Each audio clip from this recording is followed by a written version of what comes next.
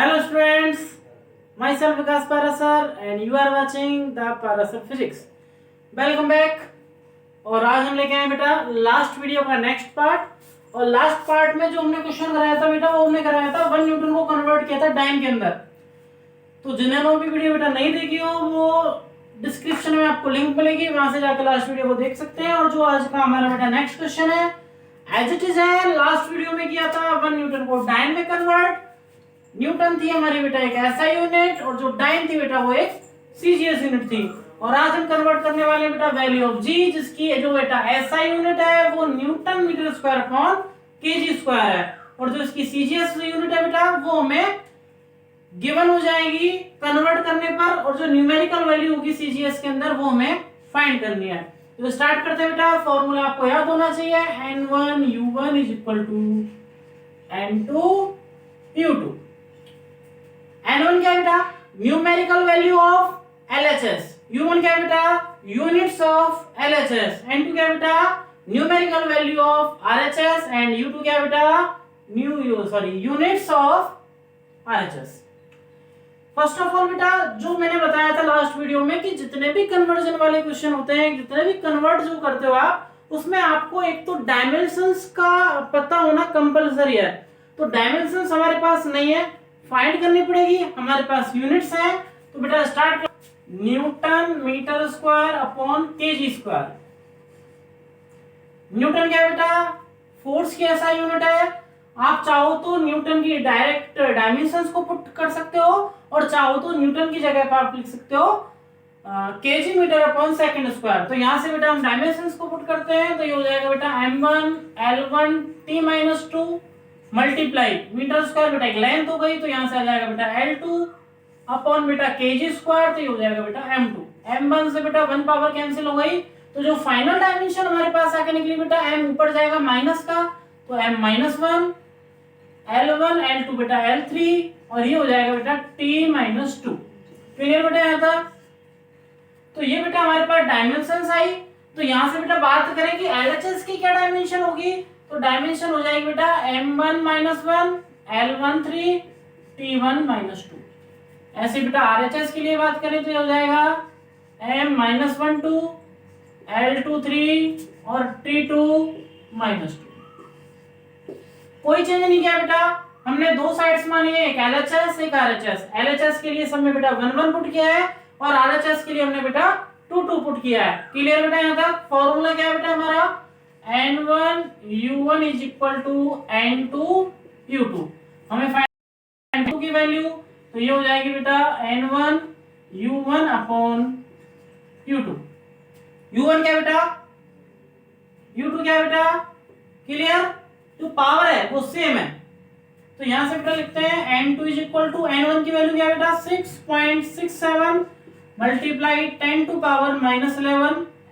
यहां से बेटा u1 पहले मास लिखते हैं बेटा, तो ये हो जाएगा m1 upon m2।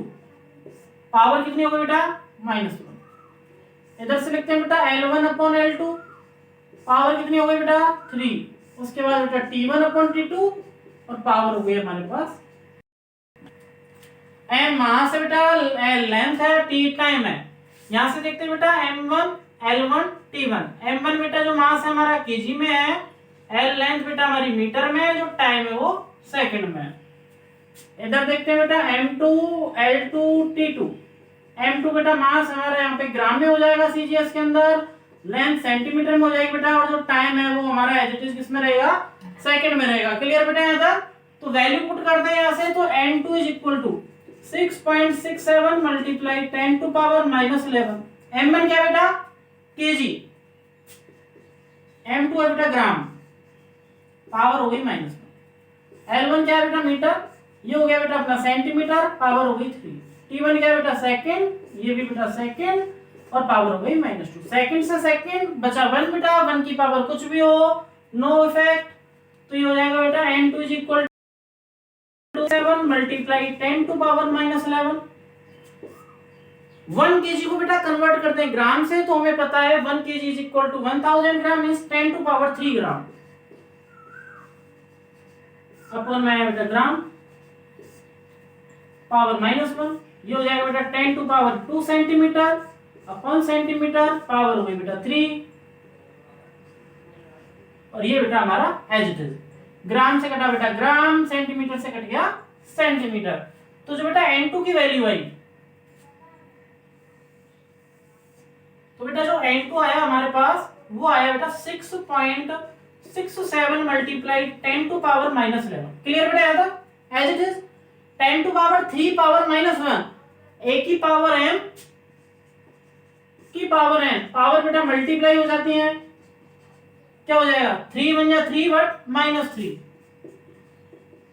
Multiply as it is बेटा 2 3 जा 6, 2 3 जा 6, 10 to power 6, N2 is equal to 6.67 multiply 10 to power -11। Sorry, powers को बेटा करते हैं 11 माइनस 3 भी माइनस, तो 11 और 3 हो गए बेटा -14, और -14 और प्लस के 6 क्या बचा बेटा -8। तो यहां से आएगी बेटा 10 टू पावर -8। तो ये आई बेटा हमारी numerical value of second side. Clear बेटा? सबसे पहले फर्स्ट ऑफ ऑल जो हमें चाहिए बेटा डायमेंशंस का कंपलसरी है। डायमेंशंस के लिए बेटा हमारे पास यूनिट्स गिवन है, newton metre square upon kilogram square. यहां से बेटा हमने डायमेंशंस को फाइंड किया। करेक्टनेस ऑफ इक्वेशन से बेटा होमोजेनिटी से हमें पता है कि जो डायमेंशन एलएचएस की होती है बेटा as it is dimension RHS की होती है। तो यहां से बेटा एलएचएस के लिए हमने 1 पुट कर दिया और आरएचएस के लिए हमने 2 पुट कर दिया। जो पावर्स है बेटा वो सेम है, एज इट इज डायमेंशंस है। फॉर्मूला हमारे पास गिवन है बेटा n1u1 equal to n2u2। I think ये क्वेश्चन एक बार पूछा गया था, रिलेशन पूछा गया था बेटा, कंफर्म नहीं है नीट में था, आईआईटी जेईई में था, लेकिन एक बार कंप्लीट पूछा गया था एक बार क्वेश्चन। नेक्स्ट बेटा ना यहाँ से n2 की वैल्यू हमें फाइंड करनी है, तो यहाँ से ट्रांसफर किया u1 अपॉन u2।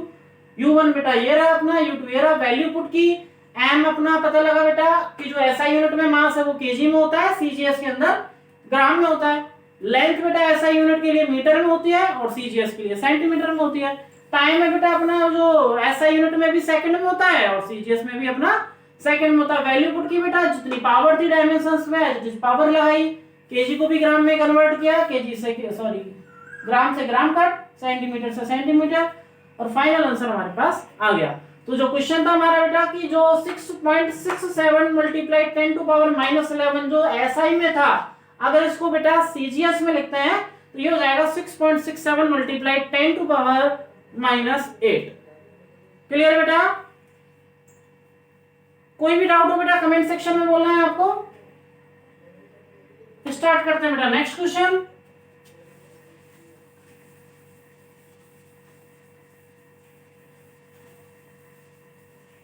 कुछ करके दिखाना है टीपीपी को, टीपीपी टीपीपी थिंक डिफरेंट, एक अलग सोच। तो स्टार्ट करते हैं बेटा सेकंड क्वेश्चन। बेटा आज का क्वेश्चन नेक्स्ट जो होने वाला है, if momentum p, area a and time t are taken as fundamental quantity, then the dimension formula of coefficient of viscosity. और हमारे पास बेटा कुछ क्वेश्चंस हैं और बेटा हमारे पास कुछ ऑप्शंस हैं ABCD, और हमें बेटा सॉल्यूशन को फाइंड करना है। ये बेटा आज का जो क्वेश्चन है ये बिल्कुल अलग टाइप का होने वाला है। इसमें बेटा आपसे बताया गया है कि जो मोमेंटम है, एरिया है और टाइम है, ये डिपेंडेंट है बेटा किसके ऊपर? कोएफिशिएंट ऑफ विस्कोसिटी के ऊपर। मींस कोएफिशिएंट ऑफ विस्कोसिटी का एक ऐसी इक्वेशन फाइंड करनी है आपको जो डिपेंडेंट हो P के ऊपर, A के ऊपर और T के ऊपर। तो बेटा जिस क्वांटिटी के ऊपर डिपेंड किया जाता है उसको उसके प्रोपोर्शनल में रखते हैं, चाहे वो प्रोपोर्शनल में रखो चाहे इनवर्सली प्रोपोर्शनल में, बट स्टार्टिंग में जो हम सपोज करते हैं वो प्रोपोर्शनल लेके चलते हैं। अब इनवर्सली प्रोपोर्शनल है, डायरेक्टली प्रोपोर्शनल है, वो बाद में पता लगता है। तो उस चीज को पता लगाने के लिए बेटा हम जो एक पावर को फिक्स रखते हैं एक्स वाई जेड की फॉर्म में। अगर पावर हमारी बेटा पॉजिटिव आती है तो वो डायरेक्टली प्रोपोर्शनल होगा, अगर पावर नेगेटिव आती है तो वो इनवर्सली प्रोपोर्शनल होगा। हमें बेटा बताया गया है कि जो कोएफिशिएंट ऑफ विस्कोसिटी है ये बेटा डिपेंडेंट है फर्स्ट ऑफ बेटा P के ऊपर, सेकंड बता रहा है बेटा ये डिपेंडेंट है बेटा एरिया के ऊपर, और जो लास्ट बता रहा है बेटा ये डिपेंडेंट है हमारा टाइम के ऊपर। अब कितनी डिपेंडेंट है बेटा प्रोपोर्शनल में, डायरेक्टली है इनवर्सली है, तो उसके लिए हम बेटा ऐसे पावर ऐड करते हैं, पावर x y और z, तीनों को बेटा कंबाइंड फॉर्म में अगर हम लिखना चाहें तो ये हो जाएगा बेटा f प्रोपोर्शनल p की पावर x, a की पावर y एंड t की पावर z। प्रोपोर्शनल के साइन को बेटा कहीं पे भी हटाओ तो एक प्रोपोर्शनलिटी कांस्टेंट आता है, लेट मानते हैं हम, जो भी प्रोपोर्शनलिटी कांस्टेंट आया वो k था हमारा। क्लियर? अब बेटा जिस क्वांटिटी का अभी मैंने बताया था कि जो डायमेंशन LHS की होगी वो डायमेंशन RHS की होगी, तो सेम फॉर्मूला बेटा LHS इक्वल RHS, वो चलता रहा है चलता रहा है चलता रहा है, उसी को यहाँ पे लगा देंगे हम, यहीं से पता लग जाएगा। सबसे पहले बेटा कोएफिशिएंट ऑफ विस्कोसिटी की dimension m1 l-1 t-1 equal to के बेटा एक डायमेंशनलेस प्रोपोर्शनलिटी कांस्टेंट है तो उसकी कोई डायमेंशन नहीं होगी। नेक्स्ट है बेटा हमारा मोमेंटम, मोमेंटम होगा p इक्वल टू बेटा mv मास इनटू वेलोसिटी, तो ये हो गया बेटा mass into velocity l1 t-1, ये बेटा p के लिए, p की डायमेंशंस ऑफ p मोमेंटम की, और पावर कितनी बेटा x, तो यहां से हमने पुट कर दिया पावर x। यहां तक क्लियर बेटा? उसके बाद हमारे पास बेटा एरिया, लेंथ मल्टीप्लाई ब्रेथ, ना तो मास है उसमें ना टाइम है, तो ये हो जाएगा बेटा l स्क्वायर पावर हो गई बाई लेंथ का स्क्वायर। नेक्स्ट है बेटा टाइम, और टाइम को रिप्रेजेंट किया बेटा हमने कैपिटल टी से, और इसके ऊपर पावर जो है बेटा वो z। एज इट इज लिखना है बेटा m1 l-1 t-1 इक्वल, देखो बेटा m की पावर x, l की पावर x और t की पावर -x मल्टीप्लाई कर दिया, इधर से बेटा l की पावर 2y और t की power z। As it is बेटा m1 l-1 t-1, देखो बेटा m की पावर x, m और कहीं पे भी नहीं है तो m की power x as it is हो जाएगा, l की पावर x और l की पावर 2y, जब दो पावर जिनका बेस सेम है और जो पावर है वो डिफरेंट है तो वो मल्टीप्लाई की फॉर्म में है तो वो पावर ऐड हो जाती है। फॉर्मूला था बेटा हमारे पास a की पावर m मल्टीप्लाई a की पावर n, a की पावर m प्लस n, आता है सर हमें, आता है ये हो जाएगा sir x plus 2y। As it is बेटा ये हो जाएगा t की power -x plus z। Clear बेटा यहाँ तक? पक्का? डन। m1 यहां से बेटा कंपेयर करते हैं, मास को मास के साथ, लेंथ को लेंथ के साथ और टाइम को टाइम के साथ कंपेयर किया बेटा, m1 हो जाएगा बेटा mx के इक्वल, तो m से m तो x इक्वल टू क्या हो गया 1 हो गया सर 1। अब करते हैं बेटा लेंथ को कंपेयर, तो ये हो जाएगा l की पावर -1 और इधर से हो जाएगा l की power x plus 2y, l से l गया -1 इक्वल, x की वैल्यू बेटा 1 आई थी, 1 प्लस 2y, 1 इधर गया -1 इज इक्वल टू 2y, तो y हो जाएगा बेटा -2/2 और y आ गया हमारे पास -1। नेक्स्ट बेटा टाइम है हमारे पास t की पावर बेटा माइनस क्या x प्लस z, और इधर से जो है बेटा t की पावर -1, t से बेटा t कैंसिल, तो माइनस x की वैल्यू क्या बेटा 1 प्लस z इक्वल टू हो गया बेटा -1, तो z इक्वल टू हो जाएगा बेटा -1, माइनस की फॉर्म उधर जाके +1, तो z हो गया हमारा 0। ये वैल्यूज को बेटा हम वापस से इस इक्वेशन में पुट कर देते हैं, तो कोएफिशिएंट ऑफ विस्कोसिटी का जो बेटा फॉर्मूला आने वाला है k हमारा एज इट इज t की पावर x की वैल्यू बेटा 1, a की पावर y बेटा -1, t की वैल्यू बेटा t की पावर z थी तो t है बेटा हमारे पास z और z की वैल्यू 0, तो फॉर्मूला है बेटा हमारे पास p1 a-1 t0, तो बेटा ऑप्शन नंबर हमारा डी राइट है, p1 a-1 sorry option number A right है बेटा, p1 a-1 t0। क्लियर बेटा? तो ये नेक्स्ट क्वेश्चन था बेटा हमारा, फिर से रिवाइज करते हैं कि जिस क्वांटिटी के लिए, जिस फिजिकल क्वांटिटी के लिए हमें इक्वेशन फाइंड करनी है, फर्स्ट ऑफ ऑल उसके पावर लगा के, अब वो इनवर्सली है डायरेक्टली है वो पावर, जैसे यहाँ से बेटा हमारा आंसर आया माइनस में, मींस ये क्या हुआ बेटा a जो है इनवर्सली प्रोपोर्शनल है, p आया बेटा प्लस में तो p डायरेक्टली प्रोपोर्शनल है, तो बेटा जो भी वैल्यूज है उसको पावर की फॉर्म में रिप्रेजेंट करते हैं। जैसे p पे मोमेंटम के लिए तो फर्स्ट ऑफ ऑल प्रोपोर्शनल कर दिया p की पावर x, सेकंड नंबर पे एरिया था तो प्रोपोर्शनल कर दिया a की पावर y के, थर्ड नंबर पे बेटा टाइम था तो टाइम को कर दिया t की पावर z के। तीनों को कंबाइंड फॉर्म में लगा, प्रोपोर्शनल के साइन को हटाया तो एक प्रोपोर्शनलिटी कांस्टेंट आया जो एक डायमेंशनलेस क्वांटिटी है। यहाँ पे डायमेंशन का आना कंपलसरी है, ये कोएफिशिएंट ऑफ विस्कोसिटी की और आरएचएस में बेटा सबकी फाइनल आंसर आया। कंपेयर किया, एक्स वाई की वैल्यू को वापस से इक्वेशन में पुट किया और हमारे पास आ गया बेटा final equation. Option number A right है। क्लियर बेटा, लगा दोगे आप आपकी बार। तो नेक्स्ट क्वेश्चन है क्या बेटा इसी टाइप का, तो स्टार्ट करते हैं नेक्स्ट क्वेश्चन।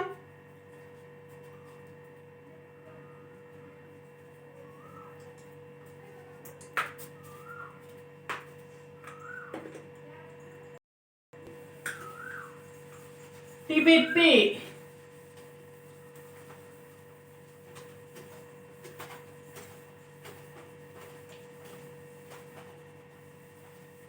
आज होने वाले बेटा कुछ इसी तरह के अच्छे से क्वेश्चन।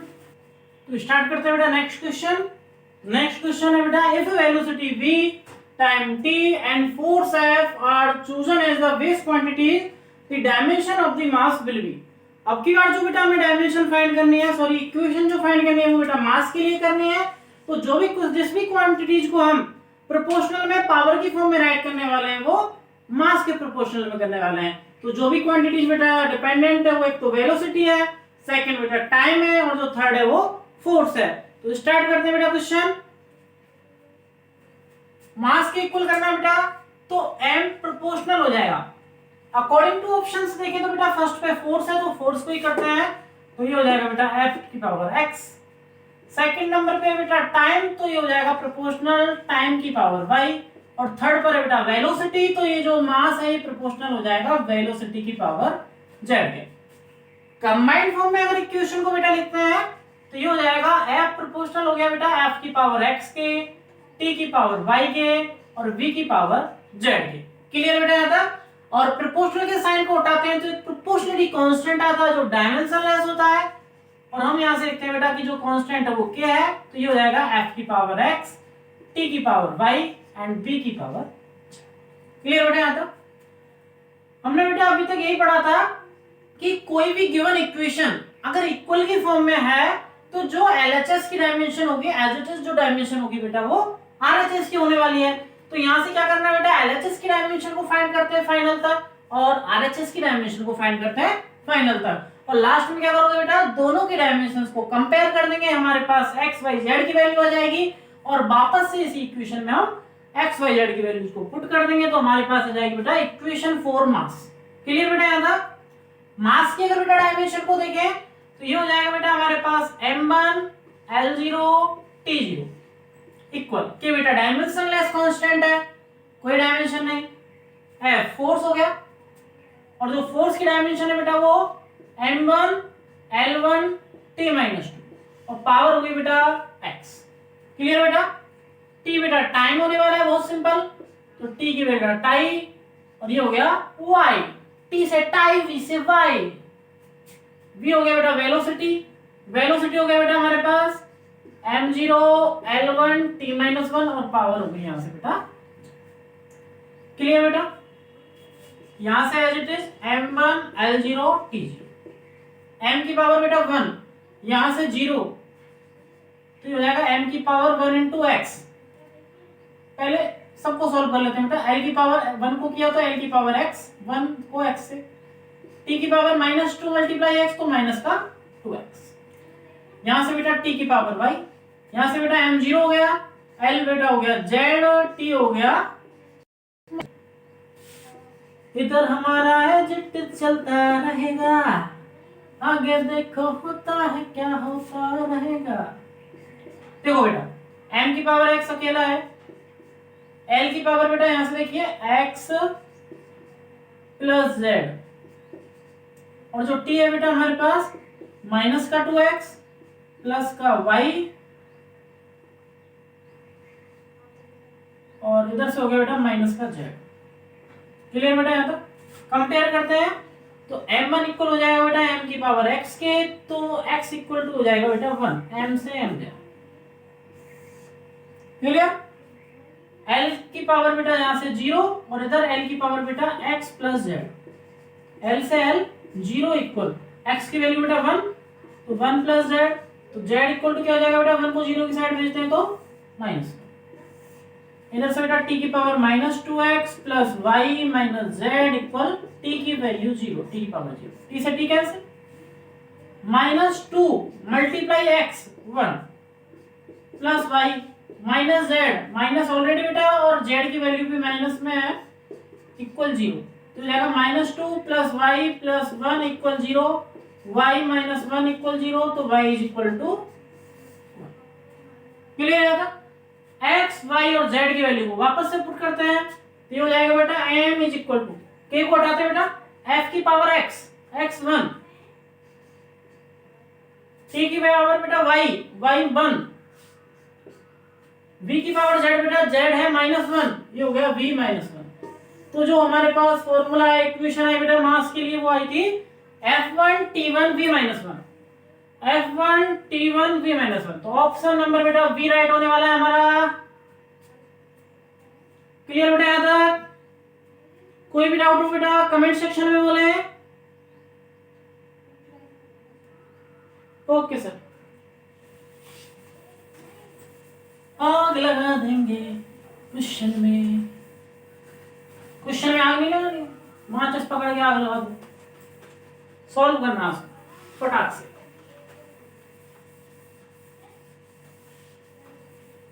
अब करते हैं बेटा नेक्स्ट क्वेश्चन, तो स्टार्ट करते हैं बेटा नेक्स्ट क्वेश्चन, और नेक्स्ट क्वेश्चन है बेटा if force F, length L and time T are taken as fundamental quantities, then what will be the dimension of density। अब की बार बेटा जो हमें फाइंड करना है बेटा वो डेंसिटी के इक्वल में फाइंड करना है। तो जो भी इक्वेशन में हम लिखने वाले हैं कि बेटा जो फोर्स है हमारा, लेंथ है और टाइम है, ये पावर की फॉर्म में जो प्रोपोर्शनल की उसमें लिखने वाले हैं, वो डेंसिटी की उसमें लिखेंगे इक्वल में। क्लियर बेटा यहाँ तक? तो स्टार्ट करते हैं बेटा कि जो डायमेंशन है यहाँ से बेटा डायमेंशन निकालनी है डेंसिटी के लिए, तो डेंसिटी को बेटा इक्वल करते हैं। सपोज करते हैं डेंसिटी रो है और ये प्रोपोर्शनल है बेटा फर्स्ट ऑफ ऑल फोर्स के, तो F की पावर x। सेकंड नंबर पर बेटा ये लेंथ के लिए, तो ये हो जाएगा L की पावर y, और थर्ड पर है बेटा T के लिए, तो ये हो जाएगा प्रोपोर्शनल हो जाएगा T की पावर। अब तक जैसा बेटा इन टाइप के क्वेश्चंस में हम करते हुए हैं, एज इट इज हमने किया है कि जिस क्वांटिटीज के लिए हमें डायमेंशन फाइंड करनी है, उसके प्रोपोर्शनल में उन क्वांटिटीज को पावर की फॉर्म में लिखते हैं जो उस क्वांटिटी पे डिपेंडेंट है। तो हमें बेटा फोर्स है, लेंथ है और टाइम गिवन है, तो फर्स्ट में फोर्स, सेकंड पे लेंथ और थर्ड पे टाइम को। नेक्स्ट बेटा टर्म में हमें करना क्या है, सबको कंबाइंड फॉर्म में हमें राइट करना है, F की पावर x, L की पावर y और T की पावर यहां से। नेक्स्ट में क्या करना था बेटा, हमें प्रोपोर्शनल को हटा के प्रोपोर्शनलिटी कांस्टेंट लगाना था, जो एक डायमेंशनलेस प्रोपोर्शनलिटी कांस्टेंट होता था। क्लियर बेटा यहाँ तक? स्टार्ट करते हैं बेटा, टी को कैपिटल लिख देते हैं यहां से। रो डेंसिटी बेटा मास अपॉन वॉल्यूम, तो ये हो गया बेटा केजी अपॉन मीटर क्यूब, तो ये हो गया बेटा m1 L - 3 T0 इक्वल हो जाएगा बेटा के एक प्रोपोर्शनलिटी कांस्टेंट है, फोर्स का हो गया बेटा m1 L1 T-2 और पावर जो है बेटा वो हो गई x। L बेटा एक लेंथ होने वाली है हमारे पास, तो हो गया L की पावर हमारे पास y, और T बेटा हमारे पास टाइम है, तो टाइम के हो गया बेटा z। क्लियर बेटा यहाँ तक? ये एज इट इज अपना m1 L - 3 T0, यहां से बेटा m की पावर x, L की पावर x और T की पावर -2x, यहां से L की पावर y, T की power z। As it is m1 L - 3 T0। देखो बेटा m की पावर x अकेला है, इसका भैया कहां पे है L का, ये रहा सर, तो ये हो गया L की पावर x प्लस y, और T का ब्रदर ये रहा, तो ये हो गया T की power -2x plus z। Clear बेटा? कंपेयर करते हैं, m की पावर 1 m की पावर x, तो हो गया बेटा x इक्वल टू 1। लेंथ को कंपेयर करते हैं बेटा, L की पावर -3 और इक्वल में बेटा एल की power X plus Y, L से एल गया -3 इक्वल टू 1 प्लस वाई, तो y इज इक्वल टू हो गया -3, ये इधर गया बेटा -1, तो y की वैल्यू हो गई बेटा -4।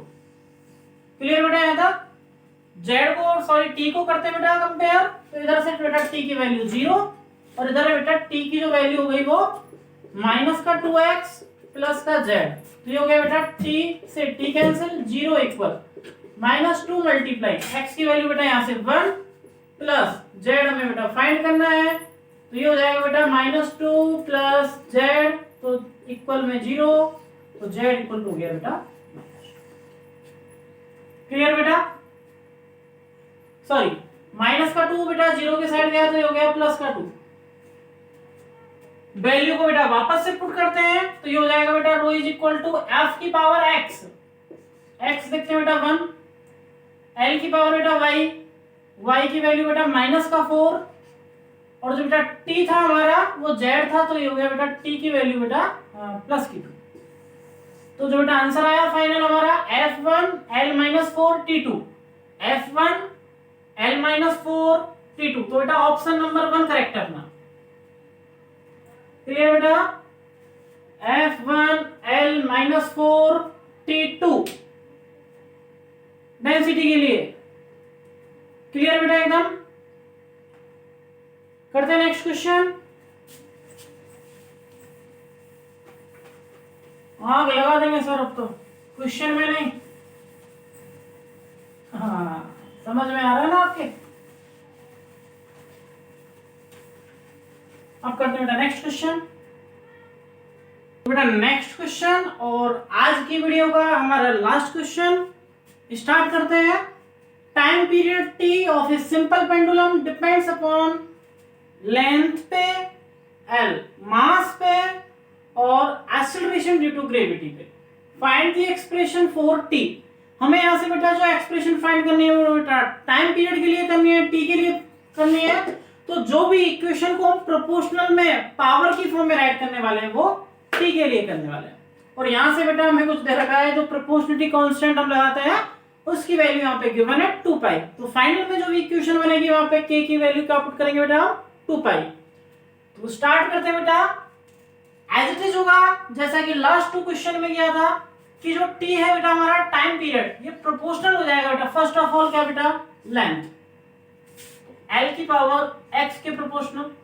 सेकंड में बेटा ये प्रोपोर्शनल हो जाएगा मास के, तो ये हो गया m की पावर y के प्रोपोर्शनल।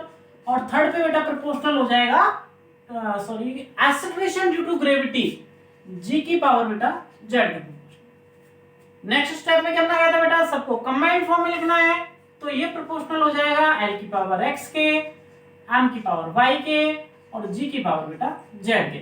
प्रोपोर्शनल को हटाया, प्रोपोर्शनलिटी कांस्टेंट आया, l की पावर x, m की पावर y, g की पावर z। बार बार बता रहे हैं बेटा कि यहाँ पर एक डायमेंशन लेस प्रोपोर्शनलिटी कांस्टेंट है जिसकी कोई डायमेंशन नहीं होती, यूनिट लेस। तो यहाँ से बेटा कंपेयर करते हैं।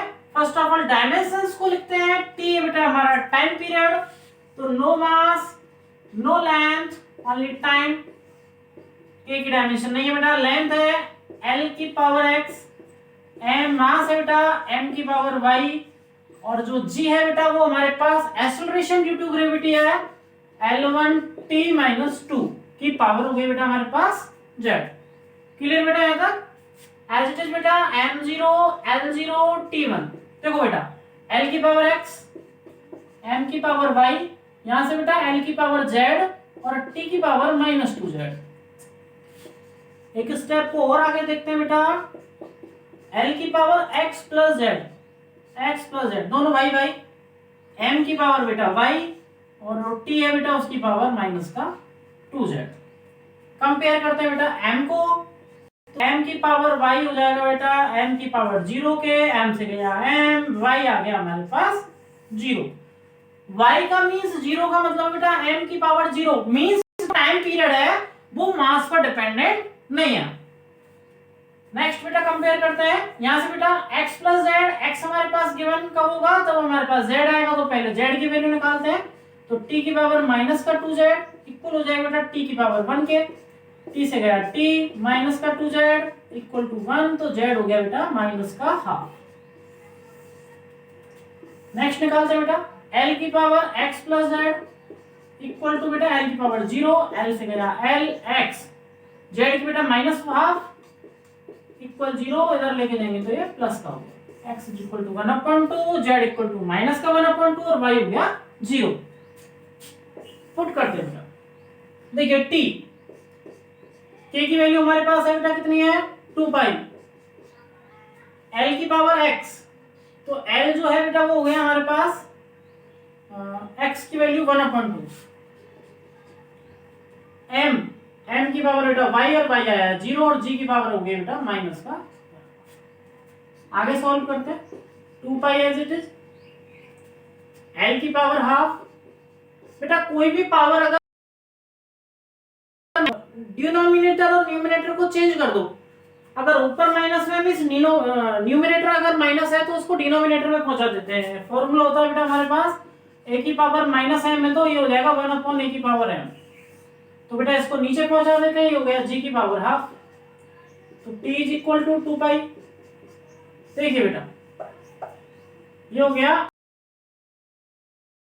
की पावर हाफ, ठीक है बेटा, l की पावर भी हाफ, g की पावर भी हाफ, तो ये हो गया l, और किसी भी क्वांटिटी की पावर अगर हाफ है मींस वो रूट के अंदर है, तो t की वैल्यू जो होगी बेटा वो हो जाएगी 2 pi under root l upon g। Okay sir,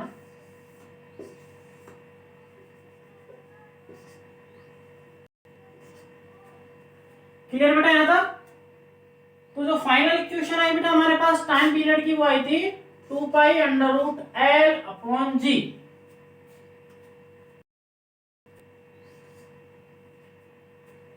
कोई भी डाउट हो बेटा कमेंट सेक्शन में बताना है आपको, नेक्स्ट वीडियो हम आपके लिए जल्दी लेके आएंगे क्लास 11 से रिलेटेड।